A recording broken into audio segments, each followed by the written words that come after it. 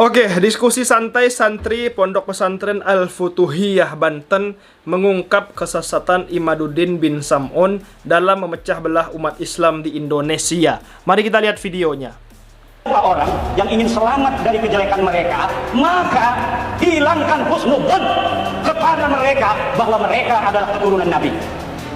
Jadi di dalam video tadi Pak Imaduddin memerintahkan di depan khalayak masyarakat umum bahwa barang siapa orang yang ingin selamat dari kejelekan Pak Alawi, hendaknya ia menghilangkan sifat prasangka bagus terhadap mereka bahwa mereka termasuk keturunan Nabi Muhammad SAW.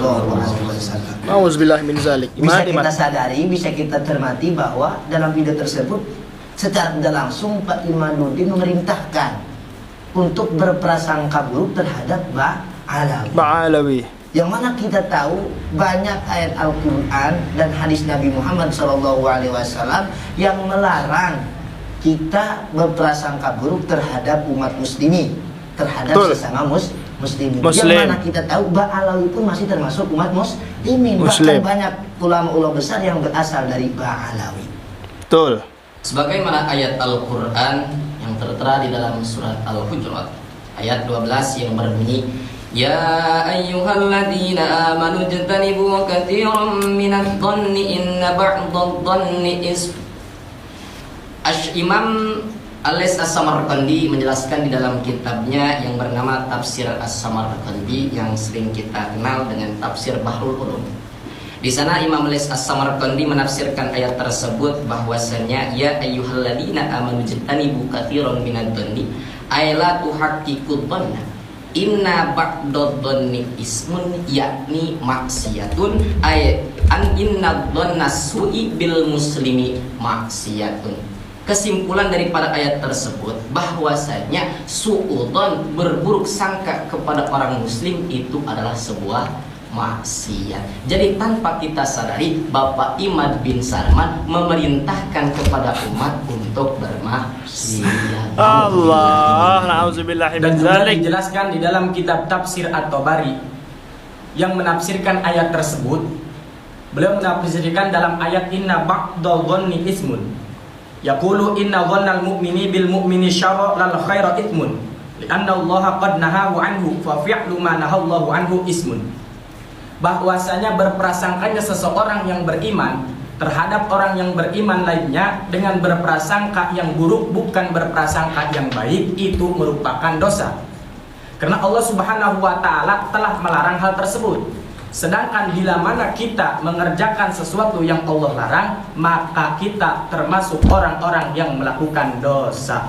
Masih dalam penafsiran surat Al-Hujurat ayat 12 tadi, dalam kitab tafsir Qurtubi, Al-Imam Qurtubi menafsirkan ayat tersebut yang berbunyi ya ayyuhalladzina amanu jtanibu katsiran minadh-dhanni inna ba'dadh-dhanni itsmun. Al-Imam Qurtubi menafsirkan ayat la tadunnu bi ahlil khairi su'an in kuntum ta'lamuna min dhahiri amrihim al-khaira. Bahwa janganlah kalian berprasangka terhadap ahli kebagusan, berprasangka buruk. In kuntum ta'lamuna min dhahiri amrin al-khair.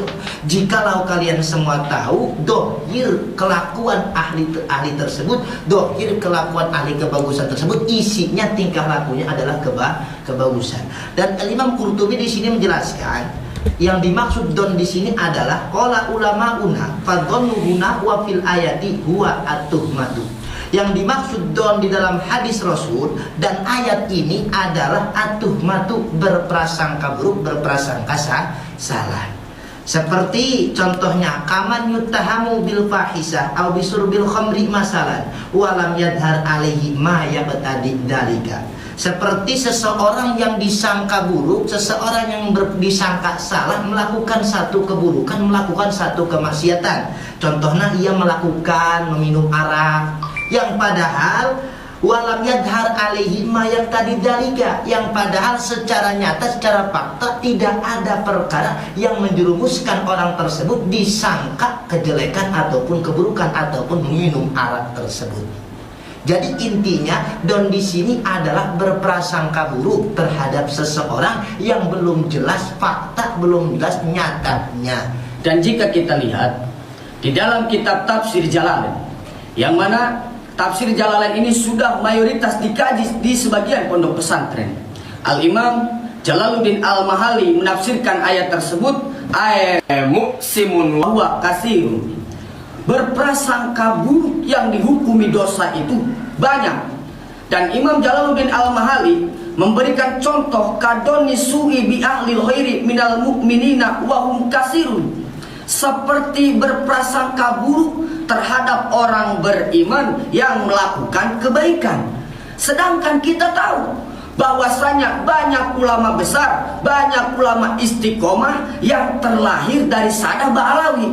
Dan tanpa kita sadari, Pak Imad ini telah menyuruh kepada umat untuk berprasangka buruk terhadap orang beriman yang melakukan kebaikan. Sedangkan hal yang seperti itu adalah dosa. Setelah kita mendengarkan ayat Al-Quran berikut tafsiran-tafsirannya yang melarang kita untuk berburuk sangka kepada para mukminin, para muslimin, Rasulullah SAW pun bersabda yang diriwayatkan oleh Imam Muslim yang bersumber dari Abi Hurairah radhiyallahu anhu, qala, Rasulullah bersabda, iyyakum wadhanna fa inna dhanna aktabul hadis. Takutlah kalian terhadap berburuk sangka, sesungguhnya berburuk sangka ialah suatu perkara, suatu obrolan, suatu perkataan yang dusta. Yang dimaksud dari hadis tersebut, Imam Nawawi berkata, al-muradu an-nahyu anid dhonni su'i, yang dimaksud ialah berprasangka buruk. Hadis yang diriwayatkan oleh Imam Bukhari yang bersumber sama dari Imam Abu Hurairah, Imam Al-Qustolani di dalam kitab Irsyadus Sari, syarat daripada kitab Bukhari, beliau berkata, iyyakum wa dhanna ay ihdaru adzannasu. Maksudnya, takutlah kalian semua terhadap berburuk sangka, fa inna dhanna ay as-sayyi'a, karena berburuk sangka akdzabul hadis, adalah perkataan yang paling dusta. Dan apabila kita tinjau, apabila kita lihat tafsiran hadis iyyakum wadhanna di dalam kitab Faidul Qadir karangan Syekh Al-Munawi, beliau menafsirkan ihdaru ittiba'adh-dhanni, takutlah kalian terhadap mengikuti sangkaan, wahdaru su'adh-dhanni biman la yusa'udh-dhannu bih minal uduli, dan hati-hatilah, hindarilah kalian berburuk sangka terhadap orang-orang adil yang kita tidak pantas dan tidak patut untuk berburuk sangka terhadapnya.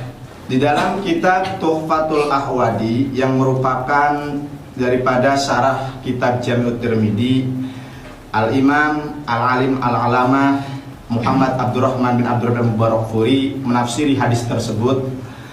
Secara dohir, maksud hadis ini adalah at-tahdiru anidhonni bisu'i fil muslimin, yaitu peringatan keras su'udon kepada kaum muslimin. Terus Imam Mubarakfuri pernah mendengar daripada Imam Abda bin Humaid yang merupakan temannya daripada Imam Sufyan Tsauri. Beliau pernah mendengar daripada Imam Sufyan Tsauri bahwa al-dhonnu dhonani, sangka itu ada dua. Fadhonu ismun, ada sangkaan yang hukumnya berdosa, wadhonna laisa bil ismin, dan ada sangkaan yang hukumnya tidak berdosa. Fa amma dhonnu alladhi wa ismun falladhi yadhunnu dhonnan wa yatakallamu bihi. Adapun sangkaan yang hukumnya dosa, yaitu adalah sangkaan atau dugaan berprasangka buruk kepada orang lalu diungkapkan, lalu diucapkan. Sedangkan sangkaan yang hukumnya tidak berdosa, yaitu sangkaan yang tidak diucapkan, yang tidak diceritakan kepada orang lain. Sedangkan Bapak Imaduddin ini sudah berprasangka kepada Sadul Ba'alawi, terus diucapkan di halayak umum, maka sangkaan Ustaz Imaduddin ini hukumnya dosa.